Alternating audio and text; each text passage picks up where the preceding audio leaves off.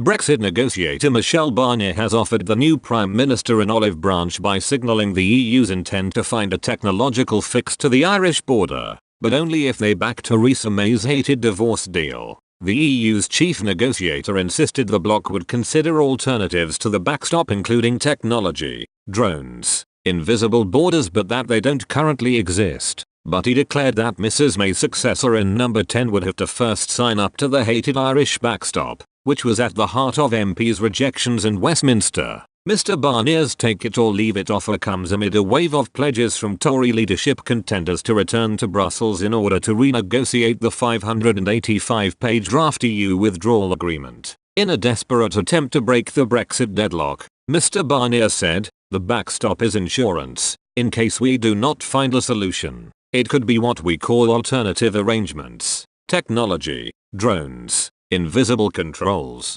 None of these arrangements are operational today. You cannot do it immediately. They must be fully operational. You need technology. You need technical infrastructure to do that. And this takes time." This has emerged as the EU's chief Brexit negotiator's most positive tilt towards the so-called alternative arrangements to the backstop favoured by Tory Brexiteers. EU officials have previously denounced British proposals for a technological border fix on Ireland as magical thinking. Mr Barnier, a former French agriculture minister, said the development of new technologies to implement invisible controls will be required to monitor the movements of livestock and lorries carrying farm products. In a warning shot to the next British Prime Minister, he maintained that the EU would only consider the adventurous options if they support the current divorce deal. If the UK wants to leave in an orderly manner, this treaty is the only option, he said in an American interview with the New York Review of Books. If the choice is to leave without a deal, fine.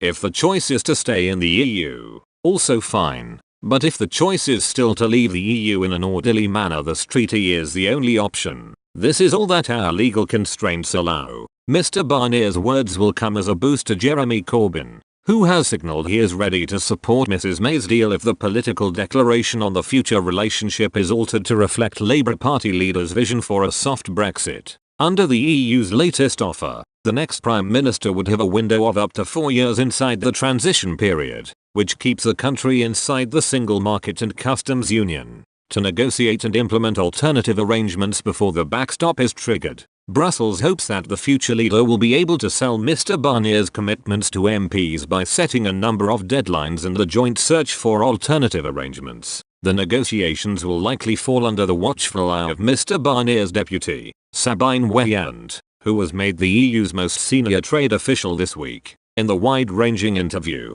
Mr Barnier blamed Brexit on typically British reasons, including hope for a return to a powerful global Britain, nostalgia for the past. He added, "Nostalgia serves no purpose in politics. In my country, too, some politicians still prefer to live in the past." Mr Barnier also played down the expectations that he is a frontrunner to replace European Commission President Jean-Claude Juncker, who is expected to step down at the end of October. Mr Barnier said, "We'll see where I could be most useful.